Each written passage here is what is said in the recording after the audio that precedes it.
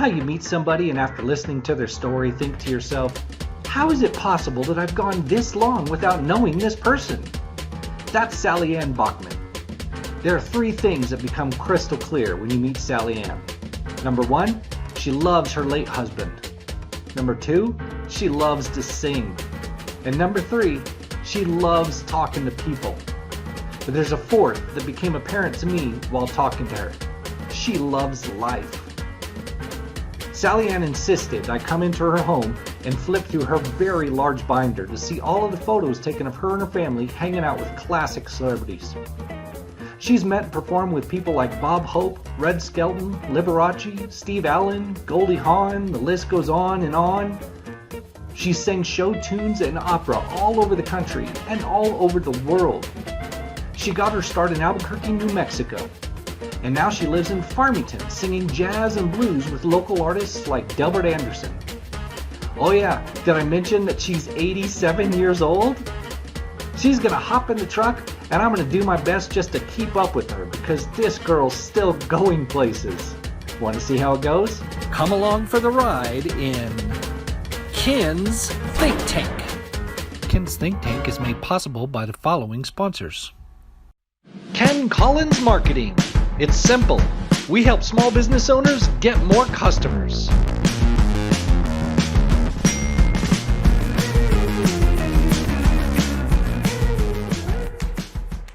And do I get a transcription of this?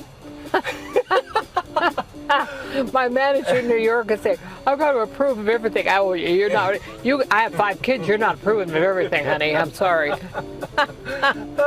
I've worked with some of the best comedians, and I think it's rubbed off on me. And I thought somebody said to me, you should become a comedian as well as you're a singer. And right. I said, well, you know, I've worked with so many that I've picked up things from them, and serious people don't understand me. What is she talking about? My most favorite people in the world are comedians. So. Well, you know, some of them are great. Some I worked with the greatest. When you work with Bob Hope and Red Skelton and those guys, I mean, they are so natural at it, and they've spent a lifetime doing it. And I can do that too. Now I'm surprised at myself. But my children don't think I'm funny. Our children generally don't think that their parents are funny. Yeah. Well, it's good to know that I'm not the only one in the world that happens. But it's me. And unfortunately, and I was married to a man who was very dry comedy. Yeah. Oh, for 67 years. He was just a godsend. Yeah. I was only 17 when we married and went to finish college, and he went to Korea for a year and a half, and we had 5 children.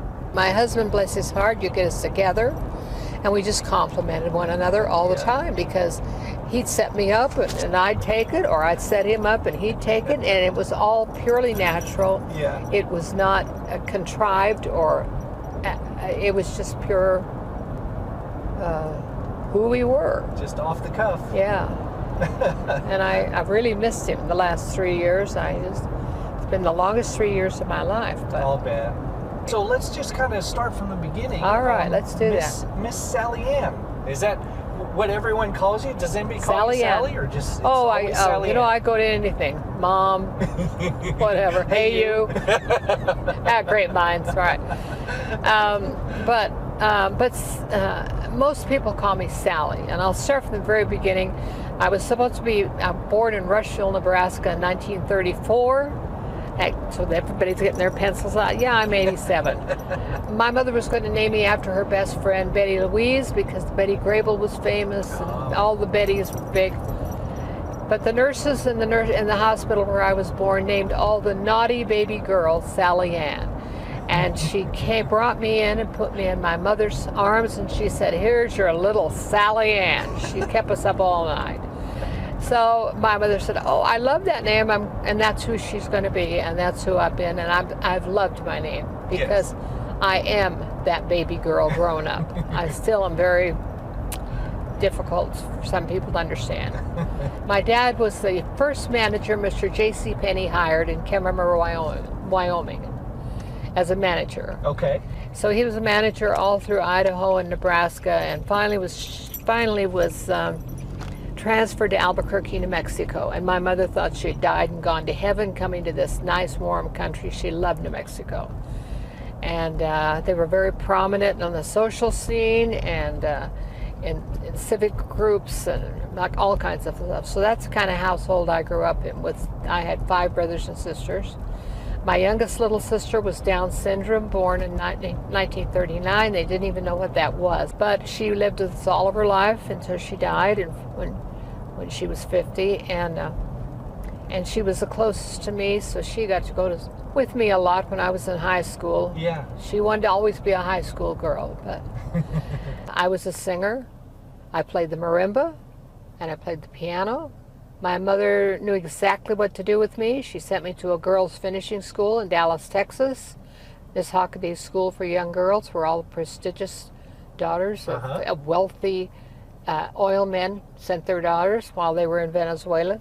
So I had a wonderful education. I was in private school all my life, with the exception of 1 year when they tried out 1 year of public schools. My birthday being January 31st, I didn't get into school when I didn't start school when I really would like to have, like all my friends. So I was always a year behind. Well, when I went to Hockaday, I did nothing but study and work and do all the things I was supposed to do. When I came home, I skipped my junior year at Albuquerque High School and became a senior that year. They had this big contest, and I won it for the state of New Mexico. Well, I won it every week that summer. Yeah. They had audition or competition every week, and I won the first week, and then they had different people on different weeks. And at the end of the summer, then they had all the people that were competing to perform against each other at the brand new theater, the El Rey Theater in Albuquerque. And I won that, so the prize was to go to New York City and to appear as New Mexico's representative on the Ted Mack Original Amateur Hour, which was what generated years later into The Voice, the TV Voice. Okay. So I won that in 1951, my senior year. So I won a scholarship to Juilliard School of Music. Wow. And I also won a scholarship to study with Madame Vera Schwartz at the Metropolitan Opera House the next year, as soon as I turned 18. In the meantime, they sent me off to college, and there I met the man of my dreams. And he had been a returned missionary from the church. And I'd grown up in Albuquerque, as I said, and went to BYU, and we got married that first year. And then, as all married couples, after a little while, you find that you're in the family way, and so we decided to go back to Albuquerque, and we'd both get jobs.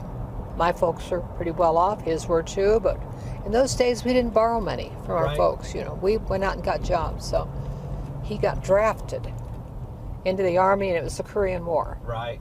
He got sent to Korea for 18 months, and I stayed home and went to the University of New Mexico. Got another year and a half into so by that time I have 2.5 years. He'd been to college 2 years by that time, 2.5 years. So when he came home from Korea from the war, fortunately he came home.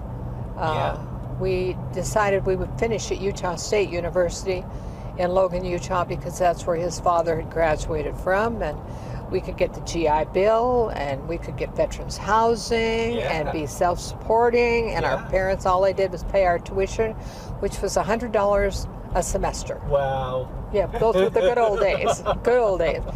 And they gave us $50 extra to buy our books. Yeah. But that was up to us, and we graduated from college in '54 and stayed for a year for our master's, and then we decided we were tired of being poor, so we looked for a job, and we both graduated in education. I graduated in music education, and he graduated in political science and all that guys do. So we got a job in, where did we get a job? Well, first we got one in Utah, but they didn't pay very well at all, so we moved to California, and he always wanted to live in California. We just kept teaching for a while, both got the equivalent of a master's degree, and in the meantime, I heard about a big contest going on in Anaheim, California, which was about 20 minutes away from my house. Okay. My husband said, go down there and audition, see if you'd like to do that. So I did. Well, there were 3,500 people wrapped around that theater in the round across the street from Disneyland. Yeah. And they took them 2 or 3 weeks to finally get that narrowed down to a company-size group, which was 7 singing girls, 7 singing boys, 4 dancing girls, 4 dancing guys. And they did Broadway musicals, and they always brought in a big movie star for the lead. Okay. And our first one was Annie Get Your Gun with Betty Hutton, who made the movie. And I got in. Wow. And Goldie Hawn was a dancer, and I was a singer. Yeah. So, at any rate, that was my beginning, and I was there for 7 years. So then we're traveling. We're building a show in Anaheim, and then for 2 weeks we'd do it, and then we'd go to San Francisco and do it 2 weeks up there at Circle Star. And then we'd start building a new show for Anaheim and do the round robin. And I did that for 7 years. And I eventually went up, because I'm a caller to a mezzo, which is a rare voice. That means I have a real high voice and a real low voice and everything in the middle. And I was in Actors Equity right off the bat. So I was in professional theater. Yeah. So it just happened. Yeah. So in the meantime, I'm still studying with a wonderful man in Beverly Hills now. He moved from Hollywood to Beverly Hills. He was Julie Andrews' teacher, and I'm studying more serious music to do community concerts. And about that time, a man by the name of Stuart Nall from New York, who was the big wheel in New York, he heard me. I was singing at the Shriners Auditorium where they held the Academy Awards. Okay. My dad was a Shriner. Well, at any rate, he heard me, and he offered me to the job of being a community concert artist. Meantime, I have a 3rd baby, and then 3rd little boy, and then I have a 4th one. Now, all these boys are 5 years apart. Yeah. Because I had things to do. Yeah. I couldn't have babies, bang, bang, bang. They're all 5 years apart. Yeah. So it was a real challenge to be, but my husband worked with me, and boy, once my career started going, he said, hey, sky's the limit. Do what you want to do. Do it. I did that for a number of years, and I was with Columbia Artist Management in New York, but they booked all my concerts all over the United States and Canada. And then I met 2 opera men. So they said, have you ever thought about coming to Europe and doing opera? And I said, well, I was doing opera in the United States by then anyway. We talked it over, and he said, well, what do you think? Do you want to do that? Well, kids are all gone now. So he said, well, let's go to Germany and see. So we went over. The wall was still up. Uh-huh. And I auditioned for the East Berlin Opera House and the West Berlin Opera House. And I had to go through Checkpoint Charlie all by myself, because by that time my husband had gone through law school, so he could read and write all of my contracts. Okay. So I went, and he was taking his exams that particular time. So I went to Germany across Checkpoint Charlie all by myself, and had to sing for the Intendant. That's the head guy at the Opera House. Uh-huh. And so at any rate, we've been married about 35 years at this time, about 30 years. And so, but I'm singing all over by then, all over the world. Yeah. And it just was wonderful. It was a second honeymoon. I mean, we were out seeing the part of the world we want to see, and I was singing and paying for it. And he was with me as my attorney and also my manager, my personal manager. That's how my professional career started. Meantime, kids are married, having their kids, and I'm singing still. Here I am at 87, still singing. Wow. I tell you. But now I'm singing jazz and blues, but not as much jazz as blues. I do music now like Ella Fitzgerald sang. Right. But I also did country when I was doing community country. It worked, and I know that with all of the comedians that I worked with, because I could handle every situation in a comedic way that maybe got out of sorts on the stage, I handled it well, and So I've always had kind of a comedic following as well, but I've never ever thought about being a stand-up comedian. But my third son is a stand-up comedian. So is he really? Yeah. Your education career, was that in music or? I graduated with a music education degree in elementary and secondary education. Okay. And that's what we did when we first got out of college. We both taught. He taught, at one time, he taught at Chino Men's Prison in Chino, California. Okay.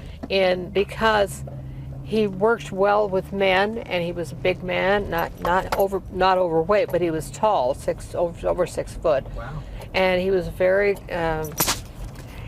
He was offered the job to help these men at Chino Men's Prison get their GED, Okay. so that when they got their GED, when they got out of prison, they could get a job. Yeah. And the men loved him because he had that comedic flair, but he would also say, you know, George, you're goofing around too much, and you're going to be on confinement if you don't settle down and get this work done. Because he said, I'm not going to pass you unless you've earned it. Right. So they knew that he was the kind of man that had a good sense of humor, but he was serious. But he was serious about them Right. being able to take care of themselves and their families when they Right. got out of prison. So that was another kind of an asset for me to have somebody like that, because he was really a good thinker. You performed in New York? Yes, I did perform, yes, in New York, all over the United States with community concerts. Now, Sure did. Did you live in New York? Or No, around? I was traveling So all you the were- time. okay, Yeah. I got you. Oh, we had 3 black stretch limousines, and he loved to drive that limousine. And he'd say, "Get in the back. I'm driving you." Yeah. Roll the window up, and he'd put his chauffeur's cap on, and we'd go into Hollywood or wherever we were going. And boy, the policemen, they just stopped traffic and opened gates for us, and he just got the biggest kick. He was just so much fun to live with, because he had such a great sense of humor. Yeah. But yet he could be very serious if he needed to be. Yeah. You know, we'd be on the freeway in California going into a concert. Well, they'd see us coming, and they'd open all the performers' gates, and we'd have preferred parking and all that kind of thing, because I was singing or performing. I sang a lot with big symphonies. I loved working with symphonies. You're still singing. That's what you're singing, is blues and jazz. That's right? what I'm doing. Yeah, but I still sing church music. Sure. And I can sing, but I don't. And I can still sing opera. And I've remembered most of the arias that I sang. I remembered. I could do them in a concert. But symphony work was another thing, and oratorios. I started doing a lot of oratorios, the Right. Messiah, and those things like that. So I really branched out into all forms of music. And so when I moved to Farmington, I got in that jazz group with Delbert Anderson, who was an absolute genius. Yeah. But I'm kind of a flirty little Mozart singer too. I mean, everybody's honey to me, even though I named my daughter Honey. You know, I have no trouble talking to people. Yeah. As you can tell. Yeah. So. Oh, you're a delight. I don't know about that. I don't know how I've not known who you were. I know everyone that you've mentioned. Yeah. How have I missed you? I don't know. I've kind of been undercover. No. No. You know, when you get to be an old lady, who wants to go hear an old lady sing? Oh, jeez. But you know, I've cultivated an audience here. Yeah. Do you have a favorite song that you like to sing? Well, my husband's and my song was Too Young, Nat King Cole. That was our song.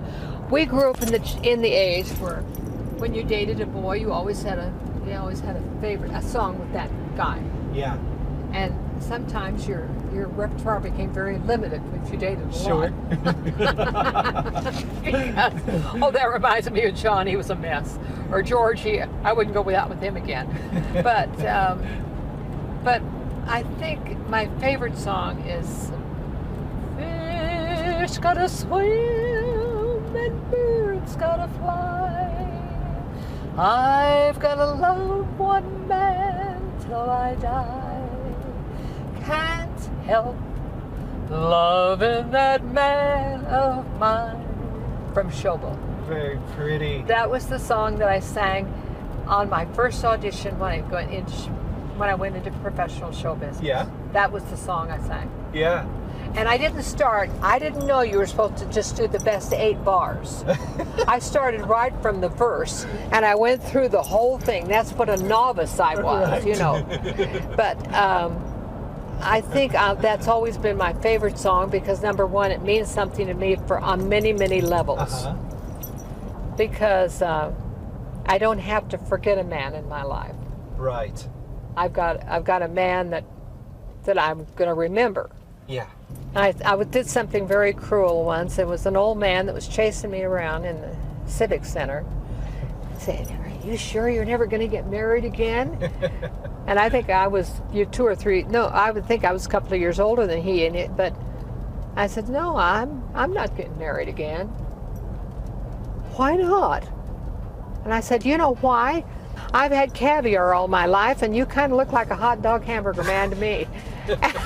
That was the end of that. Oh, he shot the poor guy down. That was really mean. That was really mean, but it did not. The next week he sent me roses. Of course, yeah. Men are persistent. And you're an absolute beauty. So, I mean, Not really. as long as you are walking this planet, there's going to be a man chasing you. Oh man, That's how can I do it you're with never this gonna cane? escape. I have to hit him with my cane. I'm outliving all the men. What do you mean? That's the trick. That's the trick. Outlive them. Oh. This has been an absolute delight. I've just really enjoyed it. I don't know. When I listen to it, I'll probably have to put earplugs in. My kids, I won't even tell them. They'll say, "Mother, Mother." Ken's Think Tank is made possible with help from these fine sponsors: Basin Home Health and Hospice,